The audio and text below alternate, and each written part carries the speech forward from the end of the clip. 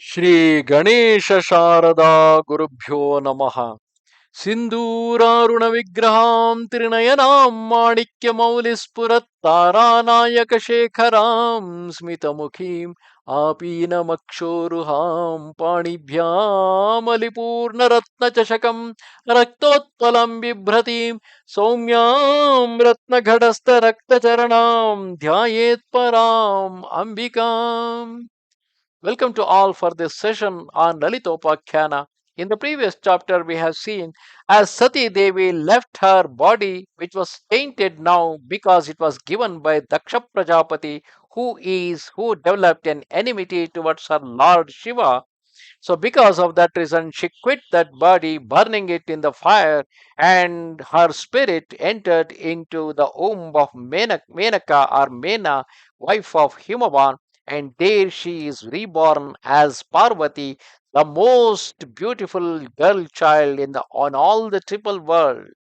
As years piled upon years and the stream of time flowed in, Parvati's girlhood passed, and in its place was left a dazzlingly beautiful maiden, exquisitely formed and delicately celestial, far surpassing Rati Devi herself. During all these years, the lovely damsels who had once been Sati Devi's near and dear attendants had also taken birth among the Himalayan hills and valleys and grown up as playmates of Parvati. This bevy of beauties now surrounded Parvati and never left her alone even for a moment. The group resembled a cluster of variegated flowers with Queen Lotus in the center. The enchanting beauty of Parvati was well nigh indescribable.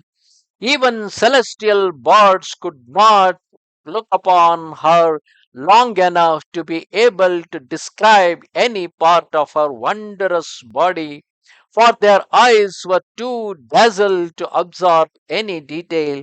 All they were able to do was to observe some flashes and dabs of her red flitting about here and there as of delicate petals of roses or pink lotuses, for soon their vision would be obscured by the handmaids surrounded her.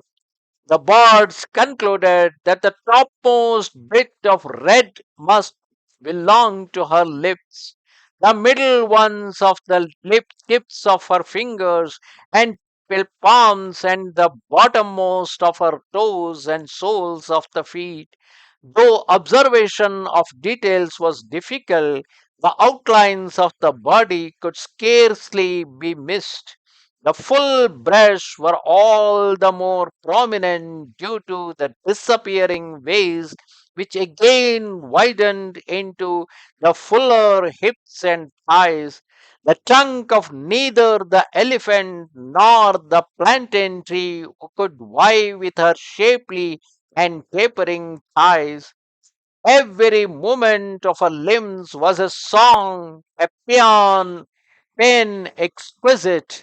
Every curve of her body moving created a corresponding ripple which filled through every phenomenon in nature.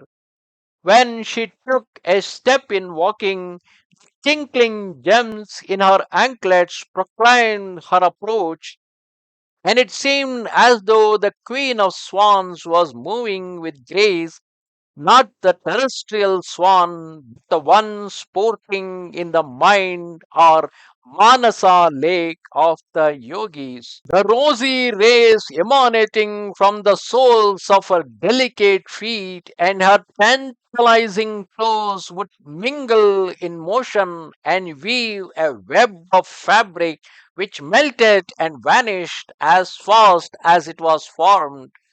Whenever she walked or lightly stepped on ice or in water, the reflection of her vermilion tinted toenails and soles gave the impression of vermilion fairies dancing around her feet.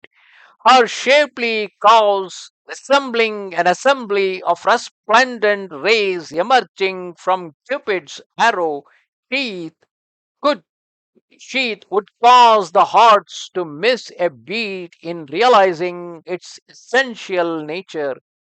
The shape of her full fleshy thighs, widening upwards from the knees and abounding in curves, could not be hidden by her apparel, for the fine fabric followed the natural curves and displayed a gamut of supple forms unequaled in nature. Her gem-studded waistband of her twinkling bells drew one's eyes to the full hips below it, reminding one of little shining emerald mounds of her father's mountain. Above the waistband were three firm folds of the skin of the sheen of sapphire, with fine golden hair springing up from her deep navel, rising like vines to reach her bountiful full breast, prominent in spite of her apparel. It seemed that the rising vine had borne two heavy fruits, and the three folds were like waistbands, holding the slender waist firm and erect against the weight of the fruits, that is her breast. The breast was so high and full as to reach up to her armpits in surging curves. They resembled the crests on the head of a king elephant in youth and vigor. Their shape was like unto Abhisheka vessel of water brought for the anointing of Kamaraja at his installation. They seemed like a pair of Chakravaka birds sporting in the lake of the bright and blue complexion of her body. They were like a couple of Mandaragiri mountains meant for churning the milky ocean in the mind of Shiva. They were like unto two golden kalashas decorating a prosperous home built of gold and inlaid with gems. They were so high that she could kiss them herself and even quaff the nectar from them. The garland of flowers hanging from Parvati's shoulders seemed to smile at the golden chains of Cupid's swing. It wide with the early morning lotus blooms in its freshness and spread rosy rays all around, inviting Maheshwara, as it were, to take her in wedlock by exchanging his garlands with hers. Parvati's rosy hands bearing auspicious lines on the palms shone with their natural sheen and aided by the gem-studded rings on her fingers again seemed to invite the hand of Shiva in wedlock by exchange of rings. Her neck was shaped like a beautiful and auspicious conch, shimmering and soft.